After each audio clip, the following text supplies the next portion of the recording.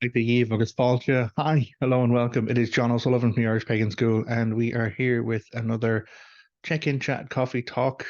I'm gonna need to get a better name for this. Um, I I seem to get a positive response from like coffee chats, and people refer to them as coffee chats, but maybe that could be the formal term for John's coffee chats.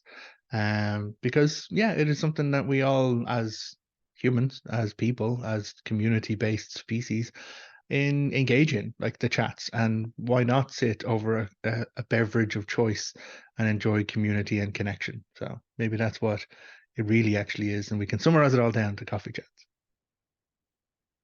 So that is my coffee, and it is time for another check-in and conversation.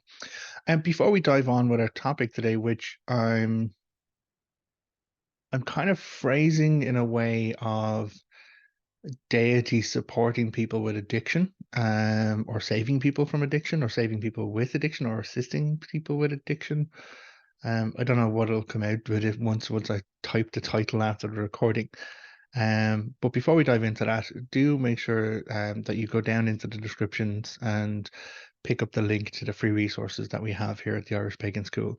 It is something that can help direct and guide and head off a number of questions in the before times. So as you're beginning to get to hands with, what it is we do here, who we are. Um, One of the free resources available is a list of good recommendations. Like these are the people that we say, are good resources for studying, the path of paganism and the work of paganism that we do. And then also we kind of give heads up and be like, okay, well, these are problematic individuals because a lot of times people do contact us and say, is this a good resource, is that a bad resource, how do I know what's a good or a bad resource? And that's what we've tried to answer straight off the bat with that free download available. It'll also get you onto the mailing list with the Irish Pagan School here, which means that you'll get a couple of notifications a week. We are conscious not to bombard people's inboxes in any way, shape, or form because we're living in the digital information age these days, and you no longer receive your newsletters by post. But yeah, we send out a weekly resources email. We send out like a weekly kind of notification email about what's going on with the classes. Upcoming class for this month is Dr. Gillian Kenny teaching about the Banshee in Ireland. So I'm really looking forward to that one. But yeah, we also then, every so often send out an email about checking in. So like that who are we? How are we getting on as people, not just as teachers, not just as business owners, but as individuals who are also on our own pagan path as well. So that's the kind of content you get within the mailing list. Oh, also those kind of notices of like class launches, free kind of classes, free courses. The 5-day Morrigan challenge is going on at the moment, and I think we're going to extend that out.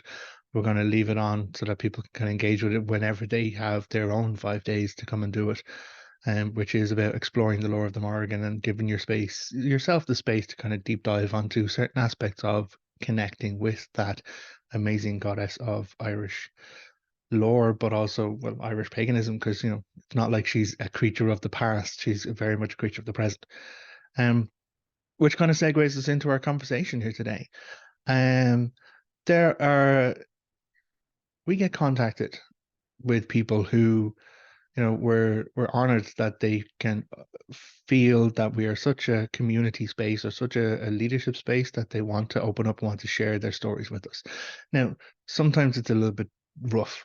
Like, if we got one email like that a week, like it can be very hard. Like I'm an emotional guy. I'm an empathic guy. Like, when I I don't watch scary movies. Thing you may not have known about John is I have bird brain, which means I retain information. I'm also good at visualizing kind of story in that way. Um, but I also don't forget stuff. So when I have to be conscious of what content I put in my brain. So John does not do scary movies, um, because of the impact it can actually have on my emotional well-being. But the same thing could be said for some of the emails we receive. And like I do my best to honor them by reading them, by responding to them to the best of my ability, but I'm not a trained counselor. Like I'm not an expert in like dream diagnostics or anything like that. And even then, like we steer very clear of doing that. But sometimes people feel that their only way to be heard is to send an email to us. And we don't we don't always have time to respond. What we generally do is kind of gather up the information, gather up the themes, and then do a video about it or do a blog about it so that, it's not a direct one-on-one response, but it means that there is content available that supports everyone because if one person's having this problem, other people might be having a problem too. And so that's where it leads us into this conversation today. We have had over a period of time, like, people contact us with kind of checking in and kind of asking, is it possible that they receive support from Irish deities with their struggles with addiction, be it alcohol addiction or like drug use addiction or any other form of addiction, because it's not just alcohol and drugs. There are many things, other things to be addicted to. Um, I have struggled in the past with food addiction myself. And I joke about it and I say like I have one vice and it's food. And that's true. I'm not a big drinker. I don't smoke. I don't kind of do like any form of drugs in any way, shape, or form. It's hard to get me to take like prescribed medication from a fucking doctor. Like, yeah, John, like you have a chest infection. You need to take these things. Like, I don't want to. I'll walk it off. I'm the worst for that. But food is a thing I enjoy a heck of a lot. And so I need to be conscious of like, am I eating my feelings in essence? So that's where I came to the motto with the Deities' help of like, you feel your feelings, you don't eat your feelings, and you just got to feel your feelings. That's the way to process them. But there are many different forms of addiction. And we've had people contact us who have either been going through a struggle with addiction or who have overcome a struggle with addiction. And they feel that in some way, a deity help them with that. And they're not always clear as to which deity it is. And so I have personally met, like as in person, met four different people who were open enough and comfortable enough with me to express that they did struggle with addiction and was the Morrigan who specifically helped them out of it. Those are people I've met in real life person, in like individuals. But that's nothing compared to the emails that we receive where people kind of express that they have had those challenges, and it almost feels to them like a transformative experience for them to kind of overcome that struggle. And then they wonder, do they owe the Morrigan? Is there some kind of check that they'll have to cash sometime? Is there something that they'll have to fill in, or something that'll have to be paid back in some way, shape, or form? And then, for some people, they communicate us with fear. Is like, did I disappoint the Morrigan by not being there when, other things were happening, or did I kind of upset her? I'm afraid to kind of communicate with her now because, I don't think I did it quickly enough, or I had a relapse or anything like that at all. Um, and so that's kind of the topic I wanted to kind of touch on and talk to. Because the first thing I would say is that anyone who struggles with an addiction, it's serious and it needs to be taken serious, but get the supports you need. Honestly, like I said at the nearly end of every video, you're a unique expression of humanity in this existence. There will never be ever anyone who is like you. Like throw a stone in this world, you'll find bearded, dark-haired, glasses-wearing men. They're not me, and they never will be me. Even though, geez, I sound like my dad, I look like my dad, except he went bald when he was 24. Um, I've a turn of phrase that comes out and I sound like my mom, but I'm not them, I'm me. And I will only ever be me. And so by acknowledging that individual uniqueness in myself, it allowed me to kind of get to the point of say, well, I need to look after me because like why why should I not care for this very unique thing that there can never be anything else like it? So whatever way you need to get the support you need, do it if you can. And if you stumble, okay, just keep going. I've said it a couple of times, and it's one of the mottos, and it's something I said to Laura many years ago. The only way we ever fail is if we stop trying. Anything else is just a setback, a stumble, like, a new direction, a change in direction, it doesn't really matter because you're still going forward, you're still trying, you're still making the efforts to. And that's never failure. Like every time we get it wrong, it's an opportunity to learn and do it differently or do it better or succeed eventually. What's that famous Thomas Edison quote? He didn't find one way to make a light bulb. He found 2,900 ways not to make a light bulb, but he never stopped with it. Now I know you might get into the whole Edison versus Tesla, and we can have that debate another time. Um, but it is about like loving yourself enough or respecting yourself enough, or having enough compassion for yourself to be able to say, this is what I need, and just pursue it and do it. So when it comes to deities, like there is documented evidence and folkloric evidence about how altered state of consciousness can lead to different types of experience.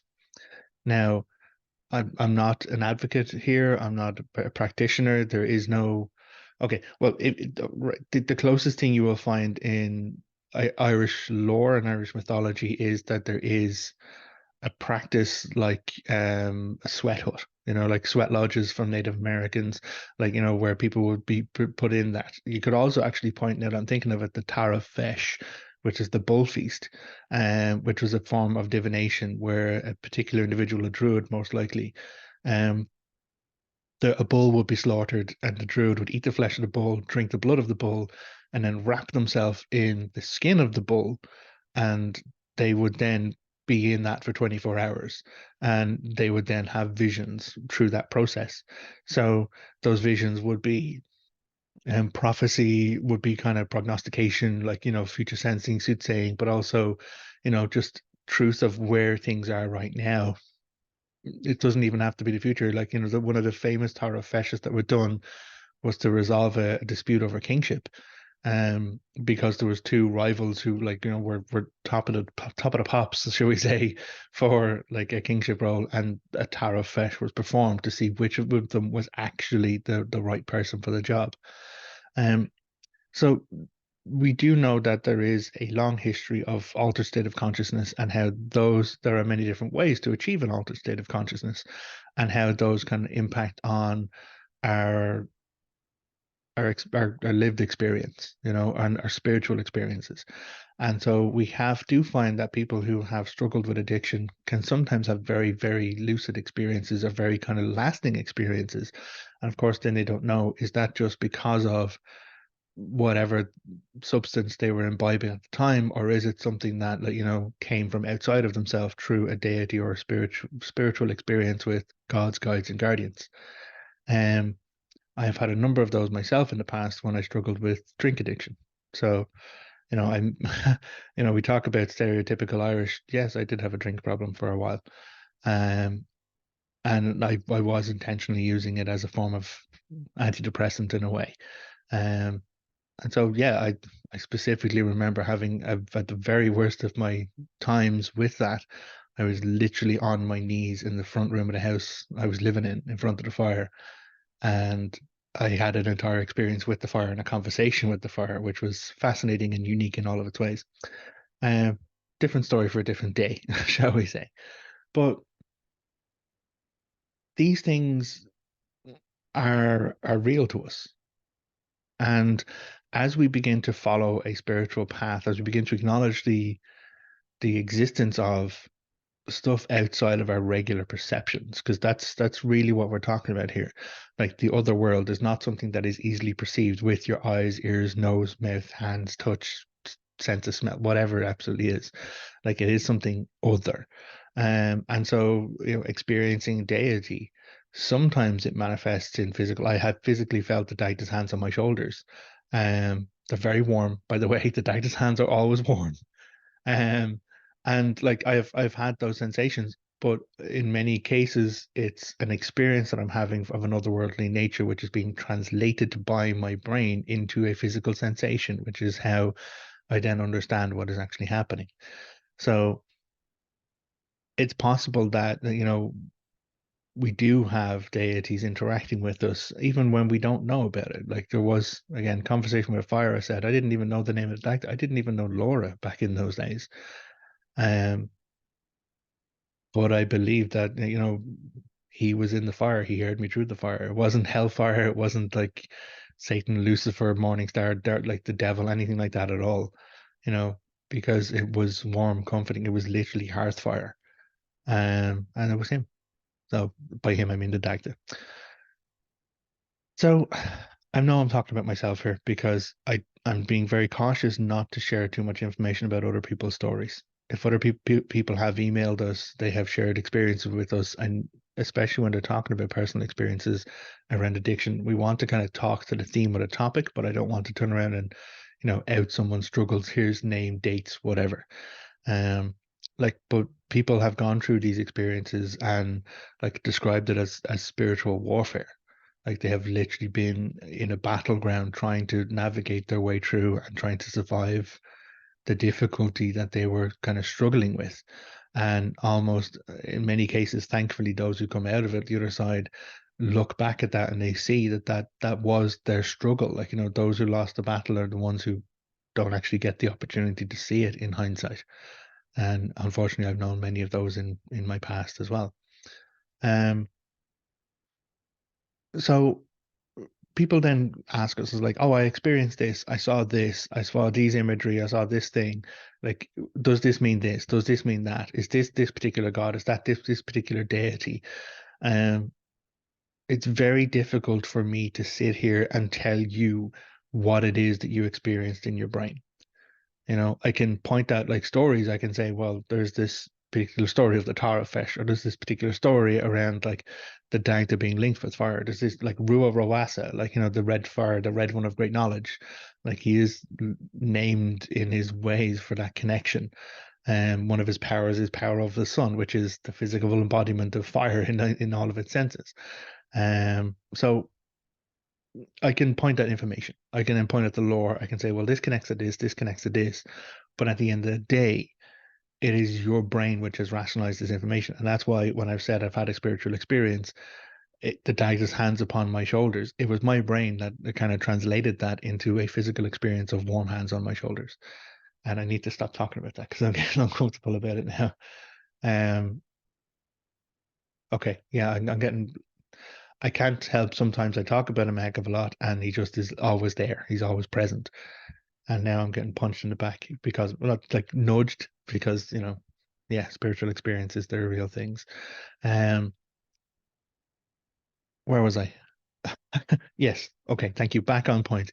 Um, sometimes deities do intervene and intercede, and people can get confused. It's like, well, I don't even know this God. I don't even know. I don't even know if I'm part Irish or anything like that at all. And at the end of the day, that doesn't really matter because what matters is that there was an intervention and you got the help you needed when you needed. When you were in that state and when you called out for aid, when you were in an altered consciousness and like some part of you struggled, some part of you wanted to know, wanted to be free of it, wanted to be better, wanted to like, grow out of that period. And that calling out does summon support, can summon assistance. Um, I had the pleasure many years ago of reading one of my stories at a conference in California, and at the end of which, a guy came up to me. He must have been like 6'6". He was like a really tall man. I'm like six. I'm like 5'11". Yeah, I'm not 6 foot, but like he towered over me. And this really tall man had tears in his eyes, and he's like, "I have been clean for a year. I've been struggling with it, and I've like hearing your story and that labors and that effort, like has really helped me because I now know where I need to go from here." And I was honored by it. I really, really was honored by it. And so that man had never heard of the Dagda.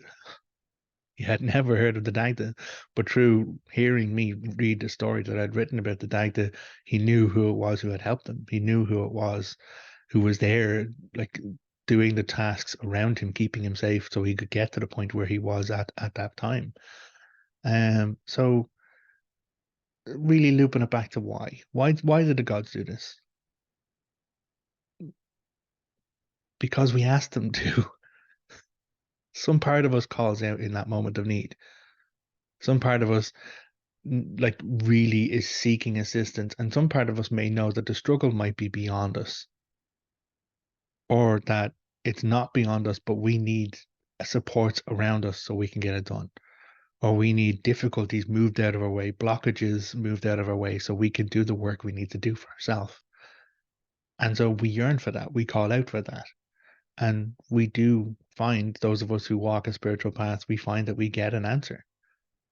So does this mean that we owe the gods? Does this mean like that the Morrigan has a ledger somewhere of everyone she has turned up for, and she kind of jots down everyone's names like, well, I'll go collect that at this particular time? I don't know. I've never read a story about the Morrigan's ledger, although I may have. Have I written one? I may or may not have written one. I may have just written one in my head. But this is the other thing we need to understand and accept about them. They're not bound by the same time frames that we are bound by. You know, they're not enslaved to temporal existence in the same way that we are. So for us, you know, okay, it might be a year clean, or like it might be 2 years after addiction. It might be like whatever time frames. But to them, it's like, yeah, I turned up for them when they needed help. And then years later, lifetimes later, sometimes, um, this is when they need help from us. So what I would say for anyone who is having an experience in regards to deity, or maybe have had struggles with addiction in the past and believe that deity has helped them with it, it is about starting with yourself first. I wrote a blog post about it, 10 steps to build a connection with deity. I'll probably link that in the video as well. Connection with any deity. You have to start with yourself. You have to honor yourself and love yourself first. And that then builds a healthy sense of ego, which means that as you begin to explore these other aspects of our spiritual existence, these other aspects of our connection to the greater world around us, or the other world which our senses can't perceive, we know the truth of ourself, and that is then home. So no matter how far we journey in the other worlds or through Laura's guided meditation journey practices, we know where home is, and home is that sense of self, that sense of personal identity. Because uh, some of us may have past lives. Some of us may have a lot of past lives and may have difficulty rationalizing where this information, knowledge, experience, or whatever is coming from. But I know I'm John O'Sullivan, son of Jack and Carmel, and that is home. That is the reality of who I am. And part of that is because that's how I am defined. That's how I choose to define myself. Um, and I am a product of my own definition. Like, you know, long time ago, folks, John was very, very shy. John existed for many, many years, being very afraid as a kid. And it was only when John moved out of Inglis to Blanchardstown that John decided to create a persona in the actual psychological sense. In the Jungian psychological sense, I created a persona. I intentionally crafted a mask of someone who wasn't afraid to talk, someone who wasn't afraid to make friends, someone who was funny. And so every day when I put on my school uniform to go out, because this was back in my school days, I would put on their persona, but before I walked into the school. And John was funny. John talked. John had friends. So I know I am a product of my own construct, but now that persona is such a part of me that it is no longer a separate mask. I'm no longer pretending to be that, because I just am that, because I made myself that. And so that's kind of what I'm talking about. It's about defining ourselves in accordance with our own will. We get to decide who we are. We get to define who we are. We may have experiences that, you know, happen to us. We may have stuff or trauma or whatever that is placed upon us. All of that is real. All of that is very important to acknowledge, but it doesn't have to define us. It might be something we have to work through. It might be something we have to kind of process through. It might be something we have to find a way to cope with or to live with, but it doesn't have to define us. We get to define ourselves. And so when we have that sense of self, that becomes home. And that means that we can then explore our otherworld experiences. We can explore our otherworld journeys, but always know that we are home and know where we are within ourself. And that is when we get to the point of healthy relationship and connection that we all talk about here at the Irish Pagan School, this corquiveness, this right relationship with deity, where the deity can turn up, put his hands on my shoulders and nudge me in the back in the middle of a video when I'm trying to talk to people and try and put me off track because he's funny that way. But then also when I do begin to flounder, he'll actually point me in the right direction and may even tweak the conversation so I'm actually saying the right words. Thanks. Um, yes, deities can help us. Deities can respond to us. And just because we may be struggling in a place of addiction or an altered state of consciousness, that doesn't negate or erase our will or our sense of self fully. And so, if some part of us calls out for help, yes, we may find that we received the help we need because we wanted the help, because we were ready, we were open to that. And so that then allows us to get beyond that point to move into the next chapter of our life. And, again, fucker turned up for me in a fireplace before I even knew he existed, before I knew Laura existed, before I knew any of this existed, when I was just a broken, failed Catholic. Well, actually, no, I was a Christian at one point, because I like fuck Catholicism. I wrote a blog post about that. And here I am, like chapters of my life story later, having founded the Irish Pagan School with my partner, talking and teaching about the Dagda, advocating for healthy masculinity, talking about these videos and like exploring my own spiritual growth in a public way so that other people can feel safe and supported exploring their spiritual growth. Not the kind of person who was on his knees struggling with a drink addiction a couple of decades ago. But again, our gods are not bound by time, they're not bound by space. Their experience of reality is different to ours because their perceptions are different. And so who's to say that, he didn't turn up for me in that moment because he knew I would be here in this moment. So for you, whoever you are, wherever you are, again, not going to say names, um, embrace the fact that you are you. Embrace the fact that, you know, you will always only ever have yourself, and that is home. That is like love and honor yourself for that. But also accept the fact that there are greater forces out there, in my humble opinion, which can help us. But just because they help doesn't mean like we have to turn up for them, or they'll call in a check later on. So once we build our healthy sense of self, then the fear goes away. The fear of, oh, I'm afraid of this dark goddess of battle and prophecy. She's also a goddess of poetry. Let's not forget that, folks. She knows exactly how to weave the right words to move emotion and to move feelings. She's. I talked about this in a recent Saturday session, which is a live monthly hangout event that we have. So if you're on the mailing list, watch out for that invitation, second Saturdays. And I talked about how funny the Morrigan is. I find that Morrigan fucking hilarious. She is dry, sharp-witted, so humorous. But everyone always kind of points out, well, she's a dark battle goddess and whatever. And it's like, yeah, absolutely, she is that too. But that doesn't mean she's not funny as fuck when she chooses to be. Now, she's not like sneak up and make a joke kind of funny. She's not like actually. All right. Yeah, I'm gonna have to write that story too. The Morrigan telling jokes. Remind me in the comments, those of you who are watching this video to this point, remind me in the comments that I owe a story about the Morrigan's ledger and now the Morrigan's favorite joke. Um, oh God, what have I done? But yes, she is funny. And it is about exploring those relationships. But once we know ourselves enough, once we are strong and safe in our sense of self enough, then we're safe to explore those relationships. And that's how we get rid of the fear. Because it's rarely a fear of them. It's rarely a fear of God's guides and guardians. It's more of a fear of what we perceive or what we understand or what we don't know about our God's guides, guardians, and spiritual pathways. And so once we have a healthy sense of self and an openness and a curiosity, the rest will fall into place and we'll figure it out. So, to loop back around for those of us for any of you who have contacted us, and yes, for those of us who've struggled with addiction in our time, the gods can help. Yes, the gods do help. But at the end of the day, it's because you were ready for help. You asked for help. So honor that for yourself. honor that achievement for yourself and love and honor yourself because of it.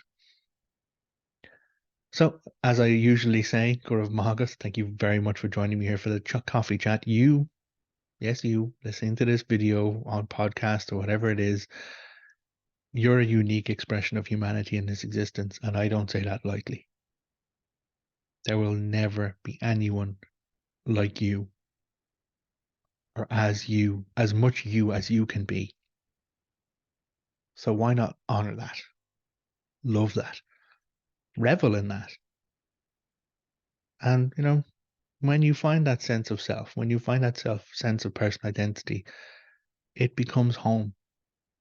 So no matter what family environment you come from, no matter what location environment you come from, no matter where you end up in your life, as long as you have yourself, you have home. So look after your home, look after you. And who knows, maybe you'll join us on the mailing list. Maybe you'll kind of pop around, pick up that free resources we have, or maybe you'll remind me of the stories in the comments or share something for us there too.